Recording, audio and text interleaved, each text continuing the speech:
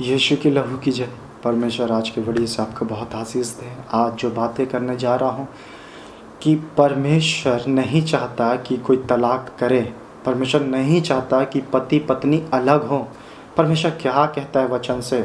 ये वीडियो जवानों के लिए भी है जो शादीशुदा नहीं है, और जो शादीशुदा हो चुके हैं उनके लिए भी है, ताकि आप परमेश्वर की इच्छा को जान सके वो क्या कहते हैं। आइए बाइबल से जानते हैं। मलाकी 2:16 में कहता है, क्योंकि इज़राइल का परमेश्वर यहोवा यह कहता है, मैं स्त्री त्याग से घृणा करता हूँ और उससे भी जो अपने वस्त्र को उपद्रव से ढांपता है। इसलिए तुम अपनी आत्मा के विषय में चौकस रहो और विश्वासघात मत करो। सेनाओं का यहोवा का यही वचन है। परमेश्वर का यही वचन है कि अपने वस्त्र को उपद्रव से मत ढांपो। गलत काम करके अपने आप को वस्त्र को गंदा मत करो, और उस पत्नी को जो तुम्हें मिली है उसको तुम त्याग मत दो, तुम उसको छोड़ मत दो। जिसे परमेश्वर ने जोड़ा है उसे मनुष्य अलग ना करे। आदम और हवा के बारे आप जानते हैं कि परमेश्वर ने उसे पति पत्नी के रूप में कहा, और दोनों एक तन हो गए, एक दूसरे की इच्छा पूरा करें। जैसा अपना इच्छा पूरा करते हैं वैसा पत्नी का करें। सच में परमेश्वर का आशीष है तो यही वे विवाह कर सकते हैं, क्योंकि ये आशीष है। इस बात को जानिए, शादी एक आशीष है, और परमेश्वर नहीं चाहता कि यह आशीष को तुम ठुकराओ या नकारो। परमेश्वर चाहता है कि तुम्हारी पत्नी जो है तुम उनके साथ एक साथ मिलकर रहो। परमेश्वर क्या कहता है आगे वचन में, मत्ती 5:32 को पढ़ते हैं, ध्यान से सुनिएगा। परंतु मैं तुमसे कहता हूँ कि जो कोई अपनी पत्नी को व्यभिचार के सिवा किसी और कारण से तलाक दे तो वह उसे व्यभिचार करवाता है, और जो कोई उस त्यागी हुई से विवाह करे वह व्यभिचार करता है। पति अगर पत्नी को छोड़ दे रहा है और वो कारण से बिना कोई रीज़न से खाना नहीं बनाती है, काम नहीं करती है, ये सारे रीज़न, छोटा मोटा जो भी रीज़न से अगर छोड़ता है तो पति उस पत्नी को व्यभिचार करवाता है। और वो छोड़ी हुई पत्नी से अगर कोई शादी करता है, विवाह करता है, तो वो भी व्यभिचार करता है। और कहता है कि जो पत्नी व्यभिचार में है, मतलब उससे उसके अलावे वो अलग हो सकता है, चाहे वो पति हो चाहे पत्नी हो, उससे वो अलग हो सकते हैं। परमेश्वर चाहता है कि तुम अलग ना रहो।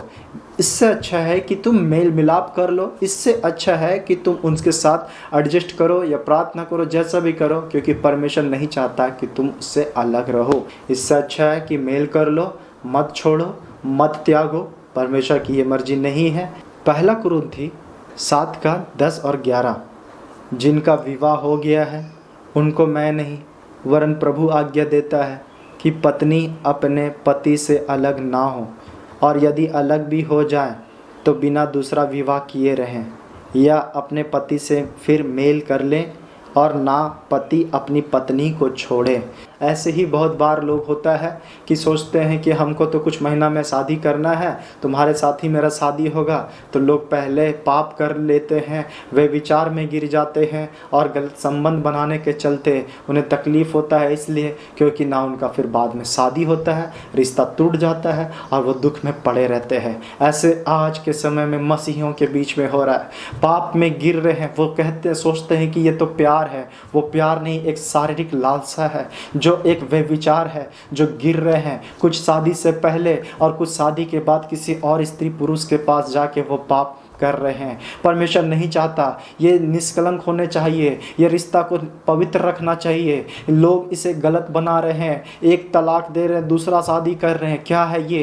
परमेश्वर इसे पवित्र बनाया है शादी के रिश्ते को, और लोग इसे व्यभिचार में गिरा रहे हैं। परमेश्वर नहीं चाहता। अगर आपसे भी अगर ऐसा हुआ है, मन फिराइए, पछताप कीजिए। परमेश्वर ने दिखा दिया था कि शादी से पहले वो उसने पाप किया आपके साथ, आपने भी उस पाप में शामिल हो गया, लेकिन शादी भी नहीं हो पाया।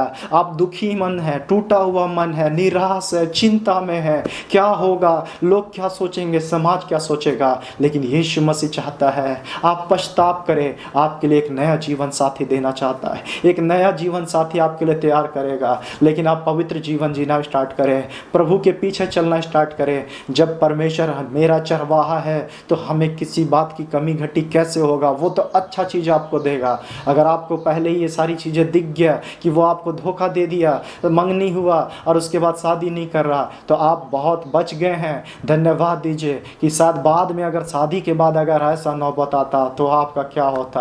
प्रभु का धन्यवाद दीजिए कि सब कुछ पहले प्रकट हो गया है, इसलिए निराश ना हो कोई भी अगर ऐसे हैं, क्योंकि ऐसा हो रहा है, बहुत सारे लोग बताते हैं ऐसा स्थिति में है। लेकिन चिंता मत कीजिए, यीशु आपसे प्यार करता है, उन चीज़ों से आपको बचा के रखा है। और जिनका शादी हो चुका है वो ये न सोचे कि मेरा पति अच्छा नहीं है, मेरी पत्नी अच्छी नहीं है, त्याग देंगे क्योंकि यही ज़्यादा अच्छा है, ऐसा भी ना करें। परमेश्वर नहीं चाहता है। बाइबल क्या कहता है, उससे मेल मिलाप कर लो, वो ज़्यादा अच्छा है। या फिर उससे वे विचार हो गया है या हुआ है तो वो पछता रही है, तो उसे क्षमा करके मेल मिलाप करके रहें। लेकिन अगर वो वे विचार कर रहे हैं बार बार, तो बाइबल कहता है उससे अलग हो जाओ, लेकिन बिना विवाह किए हुए रहो, वो ज़्यादा अच्छा है। लेकिन अगर वो स्त्री कहीं इधर उधर जाके पाप कर रही है और उसका पति नहीं है और पति तलाक दे चुका है या पत्नी तलाक दे चुकी है, इधर उधर पाप कर रहे हैं, उससे अच्छा है कि तुम विवाह कर लो। ये बाइबल कहता है, इससे अच्छा है कि तुम विवाह कर लो ताकि और पाप ना हो। तो प्रभु यही चाहता है कि कोई तलाक ही ना दे, ना ऐसा करें। फिर कहता है 1 कुरिन्थी 7:27, ध्यान से सुनिएगा, यदि किसी की स्त्री से किसी का विवाह हुआ है, किसी स्त्री से विवाह हुआ है, तो उससे अलग होने का ना सोचे, ना अलग हों। अपनी पत्नी का अगर मृत्यु, आपकी पत्नी का मृत्यु हो गया है तो दूसरी की खोज ना करें। परमेश्वर कहता है कि अगर तेरी पत्नी नहीं है, मर चुकी है, तो मत खोजो, और अगर जिसका विवाह हो चुका है उससे अलग होने का भी मत सोचो। ये परमेश्वर का वचन इस बाइबल में है, तो ये ना करें। अगर किसी का पति मर जाता है तो किसी और से विवाह करे तो केवल मसीह यीशु में करें। और पौलुस क्या कहता है, यही कहता है कि प्रभु का आत्मा मुझ पर है। वो कहता है कि अगर वो अकेले ही रहे तो वो ज़्यादा अच्छा है, पौलुस कहता है। और जितना हो सके ये पाप से हमें बचना है। बाइबल भी कहता है व्यभिचार से बचे रहो। कितने बार आपने बाइबल में पढ़ा होगा, यूसुफ के साथ उसे पाप में गिराया जा रहा था, वो राजा की पत्नी उसे व्यभिचार में गिरा रही थी, लेकिन वो परमेश्वर का भय मानता था, वहाँ से बच के भागा। और ऐसे ही कितने बार हम पढ़ेंगे बाइबल अच्छे से ध्यान से, तो व्यभिचार ये ऐसा पाप है कि खुद का शरीर में पाप कराता है, ये खुद के देह में पाप कराता है। ऐसे ही कितने लोग हैं जो इस पाप पे गिर रहे हैं, बड़े भी जो प्रभु में विश्वास करने वाले वो भी गिर जाते हैं। लेकिन परमेश्वर आपको बचाने का सामर्थ रखता है। आप कमज़ोर हैं, लेकिन परमेश्वर उस परीक्षा से, उस आदत से छुटकारा दे सकता है। इसीलिए जिसकी पति पत्नी है वो लोग इस पवित्रता को बनाए रखें जो परमेश्वर ने जोड़ा है। आप लोगों को अलग होने का ना सोचें, मेल मिलाप कीजिए। प्रभु यीशु बहुत जल्द आने वाले हैं, उनके सबको काम के अनुसार फल देने वाले हैं। इसीलिए परमेश्वर आप पर ज़रूर दया करेंगे। आप भी अपने पति पत्नी पर दया कीजिए, प्रभु भी आप पर दया करेगा। उसको क्षमा कीजिए। हृदय से क्षमा तब कर पाएंगे आप जब आपके अंदर क्षमा करने वाला हृदय तब आएगा जब यीशु का प्रेम आप में होगा, और सच्चे मन से आप क्षमा कर पाएंगे, बर्दाश्त भी कर पाएंगे। और उसके बाद आपका परमेश्वर आपके लिए लड़ेगा, आपके लिए तैयारी करेगा, आपके लिए स्वर्गदूत भेजेगा, और वो प्रेम से भर जाएंगे। क्योंकि यीशु का प्रेम अगर आप में है तभी आप किसी को क्षमा कर सकते हैं। तो क्या आपके अंदर यीशु मसीह का प्रेम है? प्रभु आपको इस वीडियो के द्वारा बहुत आयत की आशीष दें। Praise the Lord.